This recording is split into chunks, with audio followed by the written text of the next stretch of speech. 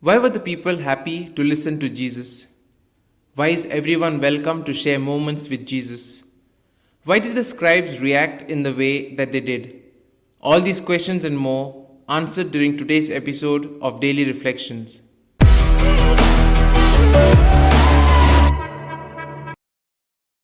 Once again, a large crowd is gathered to see and hear Jesus. In the year 70s, the time when Mark wrote the Gospel, in communities there was a conflict between Christians who had been converted from paganism and those from Judaism. Those from Judaism found it very difficult to enter into the house of converted pagans and to sit with them around the same table. In describing how Jesus faces this conflict, Mark orients the community to solve the problem. The Gospel emphasizes the new style of teaching of Jesus. Jesus taught, and the people were very happy to listen to him. Jesus goes out again to go near the sea. People arrive, and he begins to teach them. He transmits the word of God. In Mark's Gospel, the beginning of the activity of Jesus is characterized by much teaching and much acceptance on the part of the people in spite of the conflicts with religious authority. What did Jesus teach? Jesus proclaimed the good news of God. He spoke about God, but he spoke in a new way that was different. He spoke starting from his experience, of the experience which he himself had of God and of life.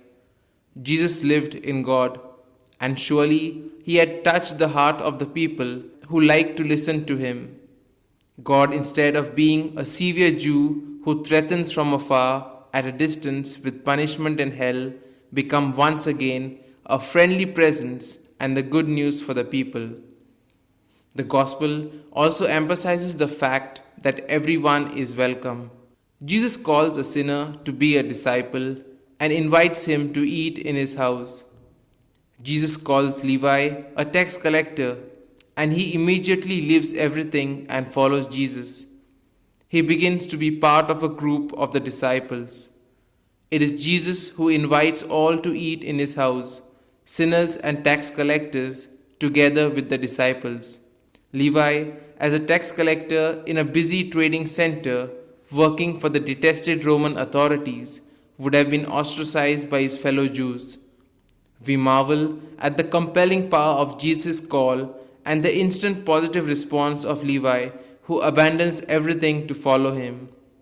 Levi invites all his disreputable friends to a big party at his house.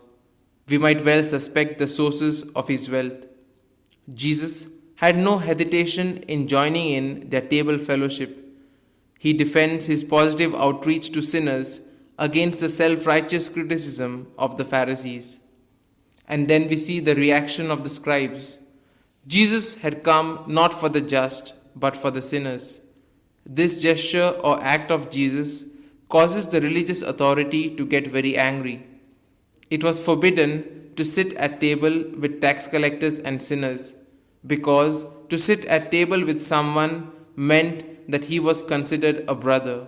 Instead of speaking directly with Jesus, the scribes and the Pharisees speak with the disciples. How is it that he eats and drinks together with tax collectors and sinners? It is the conscience of Jesus' mission which helps Jesus to find the response and to indicate the way for the proclamation of the good news of God. This whole story leads up to the arresting statement with which today's gospel ends. Jesus has come not to call the righteous but sinners. Far from being a situation to be avoided, the company of sinners is precisely what Jesus needs to seek out. They are the most in need of his healing. This teaching applies today to the church, to our parishes, workplaces, and homes. Here are some points for our personal reflection. Jesus calls a sinner, a tax collector, a person hated by the people, to be his disciple. Which is the message for us in this act of Jesus? Are there laws and customs in our neighborhood which prevent sinners to have access to Jesus? What can we do to change these laws and these customs? How inclusive is our attitude to others?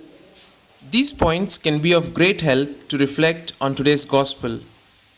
And if you like our reflection, do share the good news of our Lord. Have a good day, and may God bless you all. Amen.